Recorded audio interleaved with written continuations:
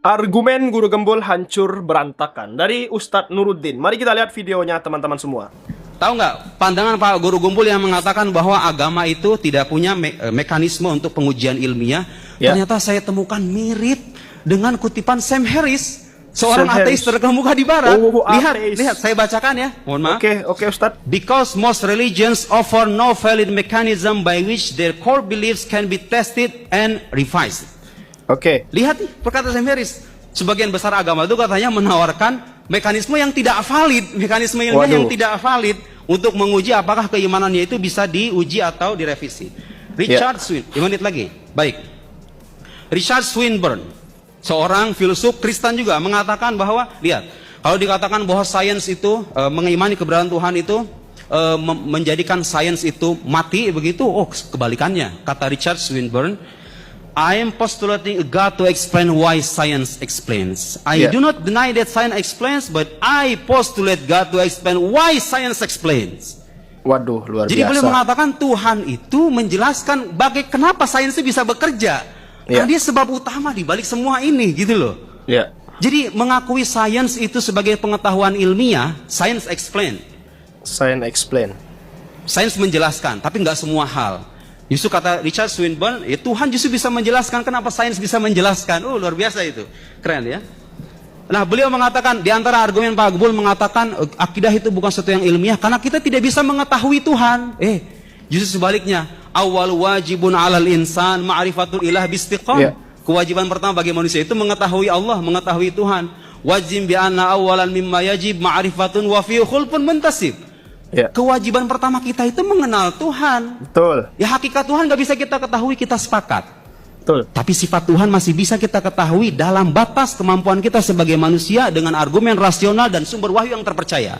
Apa yang dikatakan Al-Amidi ketika mengatakan apakah Tuhan bisa diketahui atau tidak? La syakka annahu ma'lumul wujud. Allah itu diketahui wujudnya. Al-Amidi mengatakan begitu. Abkarul Afkar 5 jilid, silahkan.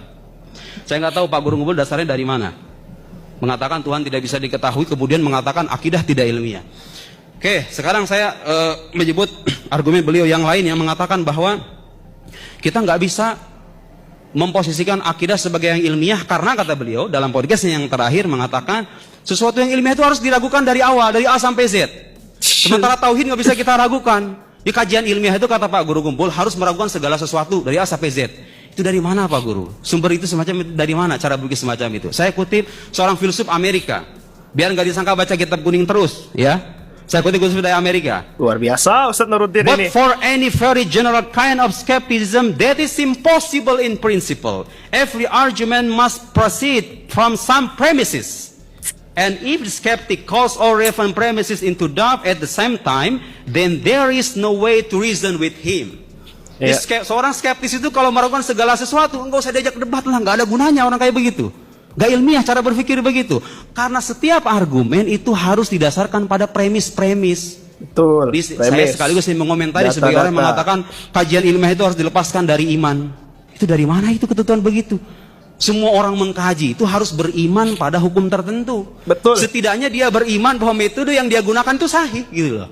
Jadi saudara, nggak ada masalah membawa iman dalam kajian ilmiah itu selama iman itu punya landasan ilmiah, gitu loh. Betul. Kecuali kalau Anda punya iman, nggak ada bukti rasionalnya, nggak ada bukti ilmiah, dibawa-bawa kajian ilmiah. Ini iman saya, itu kajian ilmiah beda, nggak bisa begitu.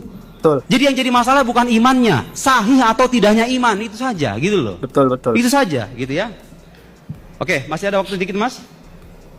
Oke, 1 menit. Saya sudah menyiapkan 7 kritik terhadap mazhab empiris. Saya baru sebutkan tadi 1. Pak Guru Gembul, kalau Anda mengatakan sesuatu yang bersifat ilmiah itu harus bersifat empirik, Anda tahu nggak? Ilmu itu tidak bersifat empirik loh. Konsep ilmu itu. Ayo, tunjukin sama saya. Mana yang namanya ilmu itu? Bisa terindra atau tidak? Anda mengatakan pengetahuan empirik satu-satu pengetahuan ilmiah. Ilmu itu mana coba? Nggak bersifat empirik loh ilmu itu. Ilmu itu hanya bisa dibuktikan secara rasional. Bersifat empirik. Dan ketika Anda mengatakan pengetahuan empirik adalah pengetahuan ilmiah, landasannya empiris juga, hada khata' min nahya manhajiyah ilmiah. Itu salah secara metode keilmuan. Reasoning semacam itu keliru. Baik. Nah, kemudian kalau misalnya dikatakan bahwa metode empiris adalah satu-satunya pengetahuan ilmiah, bagaimana Anda membuktikan kemustahilan? Sudah habis. Belum. Sudah habis. 40 menit. Jadi terakhir saya ingin katakan bahwa kalau dikatakan pengetahuan empiris adalah satu-satunya pengetahuan ilmiah, Anda tidak akan bisa loh memandang sesuatu itu mustahil. Anda nggak akan bisa membedakan sesuatu yang tidak ada dengan mustahil ada. Pak Guru Gembul itu sekarang katakan punya istri 1. Kalau saya katakan Pak Guru Gembul punya istri 4, itu nggak ada faktanya sekarang karena istri beliau 1, betul Pak? Anggap begitu. Beliau punya istri 4 tuh nggak ada, tapi mungkin nggak secara akal. Mungkin. Beda nggak ungkapan Pak Guru Gembul punya 4 istri dengan mengatakan Pak Guru Gembul itu hidup sekaligus tidak hidup. Yang satu tidak ada tapi dimungkinkan ada, yang satu lagi mustahil ada secara akal. Dan mazhab empiris tidak akan pernah bisa membuktikan kemustahilan itu. Luar biasa. Sekian, wassalamualaikum warahmatullahi wabarakatuh. Luar biasa Ustadz Nuruddin ini. Idola baru ya kawan-kawan semua. Ya, kasih paham dong, wahai Guru Gembul. Bagaimana dengan logika Anda, wahai si Guru Gembul, gemar ngibul, tanpa data, tanpa fakta,